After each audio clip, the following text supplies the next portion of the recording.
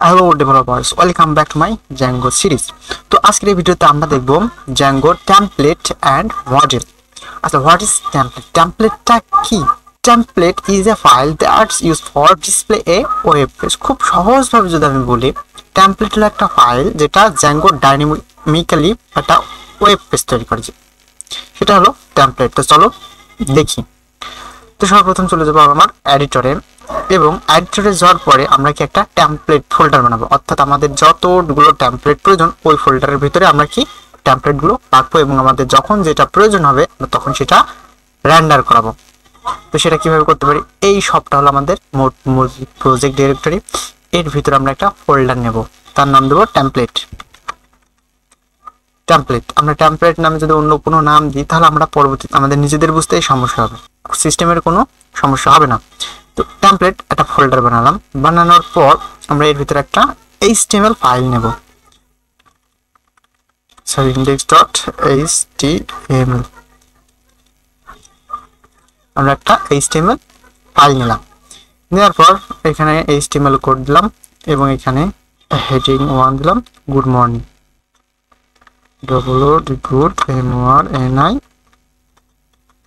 Good morning, একটা HTML file. এবার এই টেমপ্লেটটাকে আমরা সর্বপ্রথম কি করা উচিত? আমাদের পারমিশন দেওয়া উচিত, অর্থাৎ টেমপ্লেট ফোল্ডারটা কোথায় আছে সেটাকে আমাদের পারমিশন দেওয়া উচিত, যাই বলি। তো সর্বপ্রথম চলে যাবো আমাদের এই মূল অ্যাপে, অর্থাৎ সব অ্যাপে আসার পর আমরা setting.py ফাইলে যাব। এখান থেকে আসবো আমরা টেমপ্লেট। এই টেমপ্লেটের ভিতরে দেখো dir, অর্থাৎ এটা ডাইরেক্টরিকে নির্দেশ করছে, অর্থাৎ আমাদের এই টেমপ্লেট ডিরেক্টরিটা কোথায়। তো এখানে আমরা লিখবো বেস dir, তারপরে স্ল্যাশ। এই স্ল্যাশটা কিন্তু ডিভিশন অর্থাৎ ভাগ নেই, এটাকে এখন পলিমরফিজম, অর্থাৎ এটা দুইটা স্ট্রিংকে মানে টেমপ্লেটকে যুক্ত করে, টেমপ্লেট, ঠিক আছে। এবং এখানে যে টেমপ্লেটটা লাগবো এই ফোল্ডারের নামও কিন্তু সেম হবে, না হলে কিন্তু পরবর্তীতে সমস্যা হবে। দেওয়ার পরে এটা আমরা সেটিং ফাইলটা সেভ করে নিলাম, এবং সেটিং ফাইলটা ভিতর থেকে অফ করলাম। আমাদের আপাতত এটাও লাগছে না। Index file. আচ্ছা, এবার আমরা আসবো ভিউতে। এবার ভিউতে আমরা একটা ফাংশন বানাবো। তো আমরা একটা ফাংশন বানালাম গুড, এবং এটা একটা প্রথম যে প্যারামিটারটা নেব সেটা হচ্ছে রিকোয়েস্ট, রিকোয়েস্ট, এবং এটা রিটার্ন করবে, এবং এটা রেন্ডার। অবশ্যই এটা কিন্তু জ্যাঙ্গো শর্টকাট থেকে ইম্পোর্ট করবা রেন্ডার, না হলে রেন্ডার হবে না, অর্থাৎ সমস্যার সৃষ্টি করবেন। তারপরে রেন্ডার করার পর প্রথমে কি আমরা রিকোয়েস্টটা দেবো req, তারপরে একটা স্ট্রিং এর ভিতরে ধরো আমাদের টেমপ্লেটের ডিরেক্টরিটা দেবো। তো প্রথমে টেমপ্লেটের ভিতরে কি আমার শুধু একটা ফাইল আছে index.py ফাইল। তো index.html ফাইল, পাই ফাইল না, html। দেওয়ার পর এটাকে আমরা সেভ করে দিলাম। এখন যদি এই গুড ফাংশনটাকে আমরা ইউআরএল এর সাথে কল করি তাহলে কি এই টেমপ্লেটটা এখন রেন্ডার হবে। যদি আমরা ইউআরএল ফাইলের ভিতরে যাই, আসার পর এখানে হ্যালো আমরা ইনপুট দিছি, আমরা এখানে আরো একটা ইনপুট দেবো গুড। আচ্ছা, এইভাবে ইম্পোর্ট দেওয়া একটা বিরক্তিকর, ঠিক আছে। তো আমরা কি করব? আমরা এখানে ডট থেকে ডাইরেক্ট ইম্পোর্ট দেব ভিউস, এবং এই হ্যালোর আগে জাস্ট ভিউ ডট হ্যালো, এভাবে করবো এখন থেকে। তাহলে কি আমার বারবার হ্যালো এক একটা ফাংশন লিখলাম, ফাংশনকে আবার ফের এখানে ইনপুট দেওয়ার প্রয়োজন নেই, আমরা ডাইরেক্ট মডিউলটাকে ইনপুট দিয়ে নিলাম। এরপরে আমরা নেব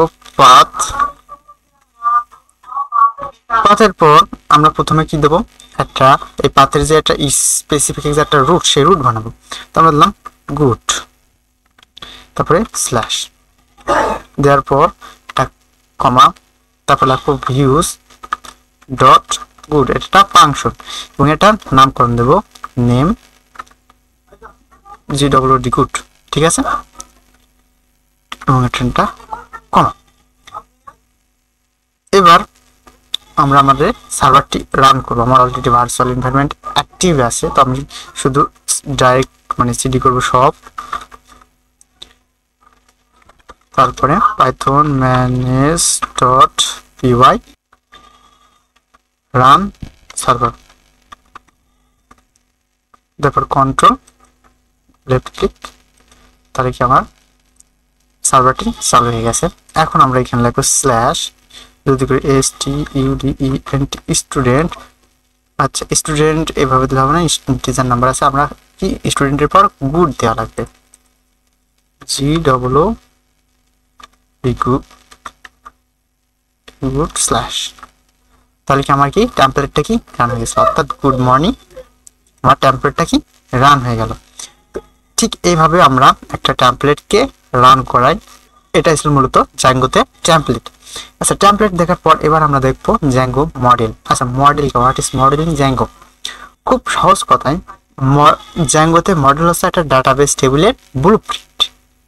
খুব যেমন ক্লাস কি, ক্লাস হলো একটা অবজেক্টের ব্লুপ্রিন্ট, ঠিক তেমনই একটা ডাটাবেস টেবিলের ব্লুপ্রিন্টই হলো মডেল, জ্যাঙ্গো থেকে মডেল। তো জ্যাঙ্গোর একটা মডেল আমরা এখন একটা মডেল বানাবো। তো এখানে দেখলাম model.py ফাইল আছে, এখানে আমরা আমাদের যতগুলো মডেলের প্রয়োজন আমরা এখানে মডেল বানাবো। তো মডেল মূলত একটা ক্লাস, ক্লাস আমরা একটা মডেল নামে ক্লাস নাম এবং STU স্টুডেন্ট নামে একটা ক্লাস নাম, এবং এটা ইনহেরিট করাবো models ডট ও মডেল। নেওয়ার পর আমরা ডেটাবেজের কয়েকটা ফিল্ড নেব, যেমন আমরা নিলাম স্টুডেন্টের কি নেম নিলাম, নেম একটা ফিল্ড, এবং এটা কি করলাম models dot CH character field এবং ম্যাক্সিমাম লেন দেবো। তো একজনের নাম সর্বোচ্চ 20 ক্যারেক্টারই হয়, 20 ক্যারেক্টার দিলাম। তারপরে আরেকটা প্রপার্টিস নেব রোল, এটাও দিলাম মডেল ডট ক্যারেক্টার ফিল্ড, এটা ম্যাক্সিমাম দেব। একজন ক্লাসে সর্বোচ্চ কত রোল ধারণ হতে পারে, 10টা ক্যারেক্টারই যথেষ্ট। তারপরে নাম, রোল, তারপরে ক্লাস। আমরা ক্লাস একটা কিওয়ার্ড এভাবে নিতে পারি, ধরো নেম নাম, ক্লাস নেম, মডেল ডট এখানেও দেবো ক্যারেক্টার ফিল্ড। আচ্ছা ক্যারেক্টার ফিল্ড, টেক্সট ফিল্ড, তারপর আছে integer field, positive integer field, একে একে আমরা যখন ডিটেলে অ্যাডভান্স লেভেলে যখন আমরা ডাটাবেস মডেল তৈরি করব তখন এইসব সম্পর্কে আরো ভালো করে বিশ্লেষণ করব, ভালো করে জানবো। আপাতত আমরা বেসিক শিখছি, বেসিকটাই ভালো করে শিখি। যেমন ক্যারেক্টার, এখানে ম্যাক্স লেন্থ দেওয়া লাগবে আমাদের। তারপর একটা ক্লাসের নাম কয় ক্যারেক্টার হতে পারে, সাপোজ 15 ক্যারেক্টার, আমরা 15 দিলাম। দেওয়ার পর এই অবজেক্টের একটা ইনস্ট্যান্স যেখানে প্রিন্ট করা হবে সেখানে কি যাতে একটা টেক্সট লেখা আসে, তো সে তার জন্য আমরা কি করবো, একটা ম্যাজিক মেথড নিয়ে নেব st আর স্ট্রিং, এবং এই স্ট্রিং এর ভিতর আমরা কি রিটার্ন করব, ফরম্যাটিং স্ট্রিং রিটার্ন করব, যেখানে লিখব student name is self dot name, সেখানে একটা ফাঁকা আছে, আমরা ফাঁকাটা হটাই দেব। ঠিক আছে, আপাতত কি আমার একটা মডেল কিন্তু তৈরি হয়ে গেছে। এই মডেলটা কি হবে প্রথমে আমি বলি। এই মডেলটার ডেটাবেজে এই SQLite 3 যে ফাইলটা, এর ভিতরে একটা জ্যাঙ্গাটা টেবিল তৈরি করবে। এই টেবিলটার নাম হবে স্টুডেন্ট, এবং তার ভিতরে তিনটা কলাম হবে। প্রথম কলামে থাকবে নেম, তারপর রোল, তারপর ক্লাস নেম, এবং আরও একটা ডিফল্ট ভাবে থাকে সেটা হচ্ছে আইডি, অর্থাৎ একটা টেবিলের এক একটা এন্ট্রি তার আইডি নাম্বার থাকে। এবং আমরা যতগুলো অবজেক্ট প্রিন্ট করবো অর্থাৎ এন্ট্রি করবো ততগুলোকে এক একটা রোতে ভাগ হয়ে যাবে, ঠিক এভাবে একটা টেবিল সাজাবে। এবং আমাদের এখান থেকে আমরা কার অপারেশন ইত্যাদি ইত্যাদি সমস্ত কিছু করতে পারি। তো এটা কিন্তু এখনো মাইগ্রেশন হয় না, অর্থাৎ টেবিল তৈরি করি নাই। আমরা প্রথমে এটাকে মাইগ্রেশন করব, তারপরে এটা টেবিল তৈরি হবে। আমরা এটাকে মাইগ্রেশনটা একটু দেখবো। তো প্রথমে আমি চলবো python manage.py make migration, make migrations. আচ্ছা এটা কি মাইগ্রেশন টেবিল তৈরি করলো, দেখো স্টুডেন্ট মাইগ্রেশন 001 ইউনিট পাই, এর ভিতরে কি একটা মডেল তৈরি। অর্থাৎ আমরা যদি এখন এই মাইগ্রেশনটির ভিতরে দেখি, এই দেখো এখানে কি একটা ডেটাবেস স্কিমা তৈরি হয়েছে, অর্থাৎ ID, role, name, class name, এবং আমরা যেগুলো দিয়েছিলাম সেইগুলো। এবার আমরা যদি মাইগ্রেট করি তাহলে কি একটা ডেটাবেসের টেবিল কমপ্লিটলি মানে সাকসেসফুলি তৈরি হবে। তো আমরা মাইগ্রেট কিভাবে করব, তো আমরা লিখবো পাইথন manage.py migrate।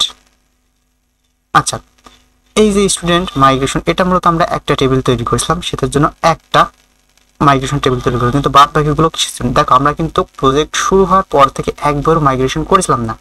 এবং আমি দেখাইছিলাম যে সিস্টেমে যখন অ্যাপ দেখাইছিলাম সিস্টেম ইনস্টল অ্যাপ দেখেছিলাম তাদেরও কিছু ডাটাবেস মডেল ছিল, টেবিল ছিল, সেগুলোকে এখন মাইগ্রেট হয়ে গেল, সবগুলো একসাথে টেবিল তৈরি করলো, এই জন্য এতগুলো দেখাচ্ছে। কিন্তু আমি পরের যদি কোনো একটা করি, একটা করে যদি অ্যাপের থেকে মডেল তৈরি করি তাহলে কিন্তু একটা স্কিমাই শুধু দেখাবে। তো আমার কি সাকসেসফুলি ডাটাবেস টেবিলও তৈরি হয়ে গেল। তো আজকের ভিডিও এই পর্যন্তই, দেখা হবে পরবর্তী ভিডিওতে। সুস্থ থাকবেন, ভালো থাকবেন, চ্যানেলটিকে অবশ্যই সাবস্ক্রাইব করবেন। আল্লাহ হাফেজ।